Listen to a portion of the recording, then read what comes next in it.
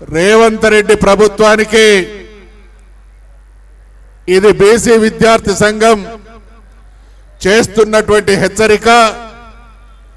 ఈ సమ్మె తీవ్రతను అర్థం చేసుకొని ప్రభుత్వంగా తన బాధ్యత నిర్వర్తనలో ఘోరమైనటువంటి వైఫల్యం కారణంగానే ఫీజు రీఎంబర్స్మెంట్ లాంటి స్కాలర్షిప్ లాంటి పెండింగ్లు కొనసాగుతున్నాయి. కాబట్టి తక్షణమే విడుదల చేయకపోతే ఈ విద్యార్థి నిరసన సభ ఈ ప్రభుత్వానికి మరణ శాసనం అవుతుంది అనేటువంటి హెచ్చరిక చేస్తా ఉన్నా.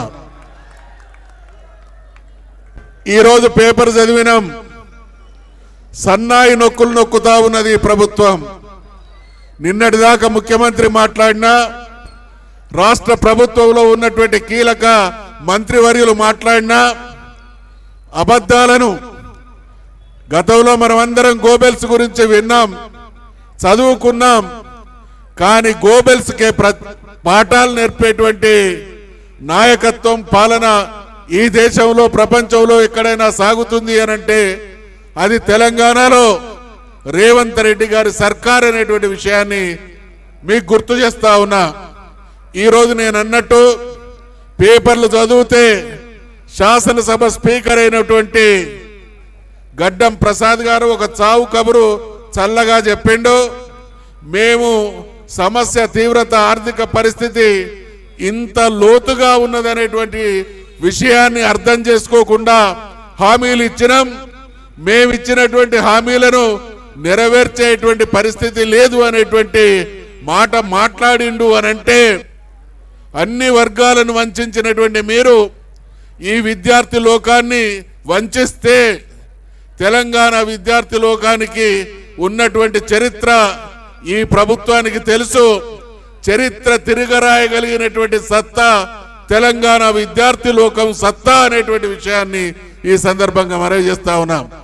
ఆ పరికే పోదు అనేటువంటి విషయాన్ని కూడా హెచ్చరిక చేస్తా ఉన్నాం. ఈ మధ్య కాలంలో మనం చూసినాం, రుణమాఫీకి సంబంధించినటువంటి ప్రకటనల పరంపరలో ముఖ్యమంత్రి గారు మొదటిసారి 40,000 కోట్ల రూపాయలు రుణ మాఫీకి అవుతుందని అన్నాడు. తర్వాత అన్ని రకాల లెక్కలు తేల్చినాం, 30,000 కోట్ల రూపాయలు సరిపోతాయి అన్నాడు. చివరక ఇచ్చింది 20,000 కోట్లే అని ఒప్పుకుంటే నిజంగా ఇచ్చింది 12-13,000 కోట్లే. మరి నువ్వు ఇస్తానన్నా ఒక సంవత్సరం కడుపు కట్టుకుంటే 40,000 కోట్ల రూపాయలు అనేది ఒక లెక్క కాదని నువ్వన్నావు. గతంలో బడ్జెట్ ప్రవేశపెట్టిన సందర్భంగా ఉప ముఖ్యమంత్రి వర్యుల వారు గత ప్రభుత్వం చేసినటువంటి అప్పులు తెలుసు, తప్పులు తెలుసు, సమస్యలు పరిష్కరించేటువంటి సత్తా మాకుంది, సంపదను ఏ విధంగా సృష్టించవచ్చో ఆ మెలకువలు తెలుసు అనేటువంటి మాటలు మాట్లాడి ఇవాళ అన్ని వర్గాల జీవితాలతో పాటు విద్యార్థి లోకం జీవితాలతో కూడా చెలగాటం ఆడుతున్నారు. కాబట్టి ముఖ్యమంత్రి గారు, మీరు ప్రకటించినటువంటి 40,000 కోట్లు సాధ్యమే అన్నప్పుడు 14-15,000 కోట్ల రూపాయలు మాత్రమే రైతాంగానికి రుణమాఫీ పేరిట ఇచ్చినప్పుడు మరి ఒక 4-5 కోట్ల రూపాయలు విద్యార్థి లోకాన్ని ఆదుకోవడానికి, విద్యార్థుల భవిష్యత్తు బంగారు భవిష్యత్తుగా మార్చడానికి, తీర్చిదిద్దడానికి మీకున్నటువంటి ఇబ్బంది ఏంటి అనేటువంటి ప్రశ్న ఈ సందర్భంగా ఉత్పన్నం కాక తప్పదు. అంటే మీకు చిత్తశుద్ధి లేదు.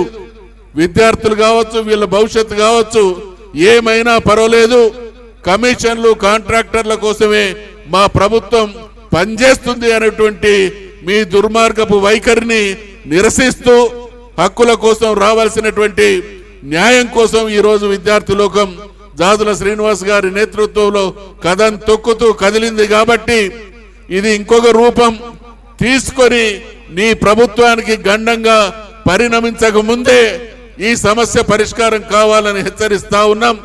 ఈ విషయంలో మీనమేషాలు లెక్కబెట్టి ఏం కాదులే అనేటువంటి అతి విశ్వాసానికి నీకు పోతే రాజకీయాలకు అతీతంగా విద్యార్థి లోకంతో పాటు బీసీ సమాజం కూడా నీ ప్రభుత్వం మెడలు వంచి వీళ్ళకి సంబంధించినటువంటి సమస్యలను పరిష్కరింపజేయడంలో మేమందరం కూడా ముందుంటామనేటువంటి విషయాన్ని మనవి చేసుకుంటూ